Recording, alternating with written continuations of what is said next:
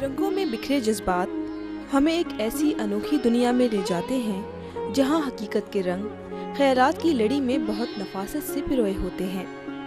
Canvas के ये रंग आँखों को भले लगते हैं और जज्बात और एहसासात को एक नया मंजर पेश करते हैं।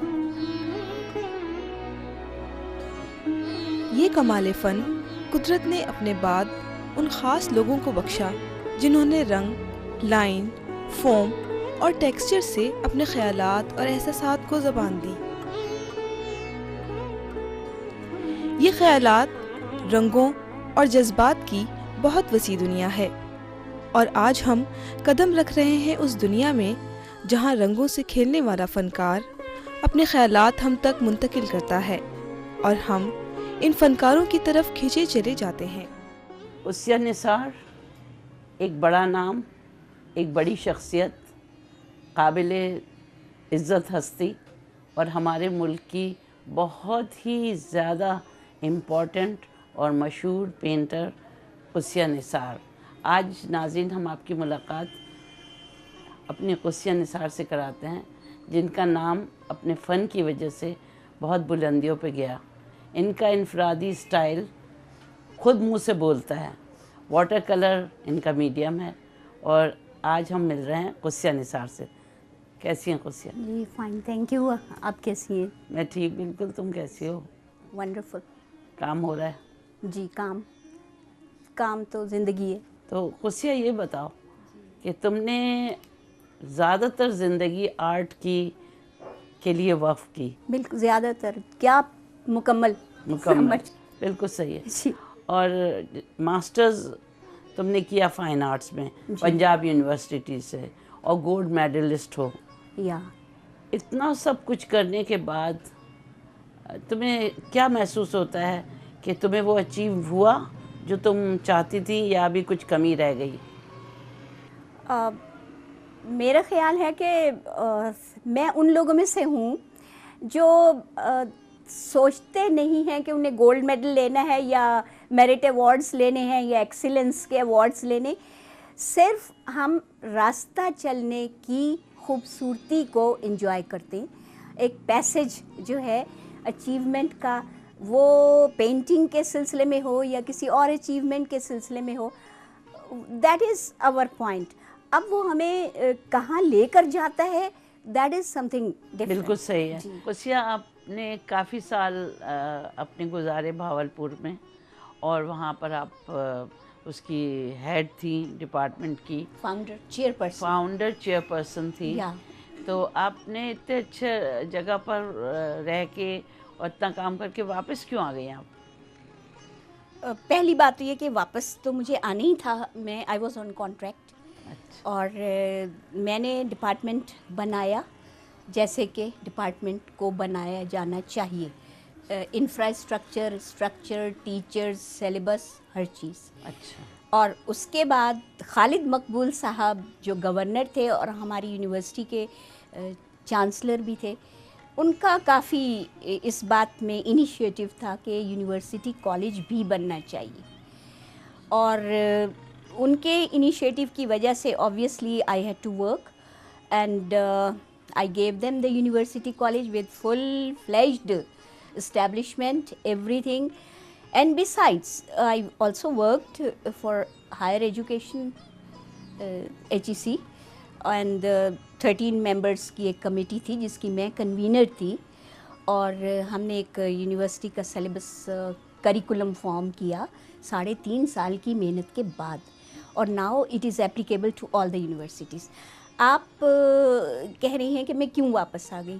मेरे वापस आने की कुछ पहली रीज़न तो यही है कि I was on contract and when I completed my work obviously I have to be back.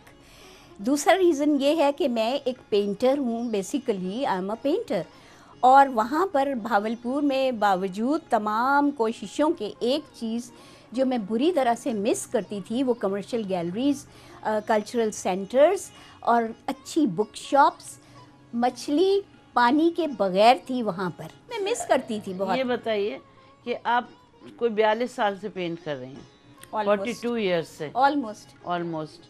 तो आपने शुरू से ही वाटर कलर किया? نہیں یا آپ نے آئل کیا پھر اس کے بعد آپ آئیں؟ نہیں، میں نے سارے میڈیمز میں کام کیا ہے. میں نے پرنٹ میکنگ کی ہے، میں نے بلکہ آئل پینٹنگ زیادہ کی ہے، اور اس کے بعد print making, ceramics, sculpture, every thing جو پاسبل ڈسپلن ہوتا ہے وہ سب میں نے کیا. لیکن یہ ہوا کہ فائنل ایئر سے ہی میرے اندر ایک یہ چیز ڈیولپ ہو گئی تھی کہ مجھے فارم کو بریک کرنا ہے. فارم کو بریک کرنا ہے. وہ آئل میں بھی ہو جاتی تھی بریک، لیکن اس کے بعد مجھے یہ میڈیم واٹر کلر نے اٹریکٹ کیا.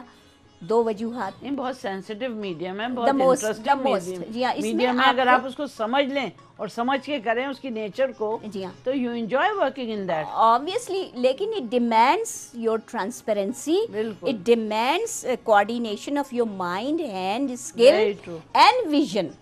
وہ سارا چیز اکٹھا لا کے جب تو کام یہ چیزیں تو ہر اس میں ہوتی ہیں، ہر میڈیم میں ہوتی ہے، ویژن، کریٹیوٹی، سینسیٹیوٹی. مگر واٹر کلر میں آپ کو ایسی کیا چیز نظر آئی جو آپ نے؟ واٹر کلر میں آپ کے سامنے ایک چیلنج رہتا ہے. جو چیلنج، یہ آپ صحیح کہہ رہی ہیں کہ یہ تمام چیزیں، کہ ہر چیز کو کوآرڈینیشن ہو کہ ایک چیز آتی ہے کینوس پہ. لیکن فرق واٹر کلر اور باقی میڈیم میں یہ ہے کہ جو دوسرے میڈیمس ہیں لائک آئل، لائک ایکریلک، اس میں لیئرز پہ لیئرز بھی آپ چڑھا سکتے ہیں اور چینج کر سکتے ہیں. بالکل صحیح. وین یو ریئلائز کہ یہ آپ کے اکارڈنگ نہیں آ رہی چیز، now you change it. Okay.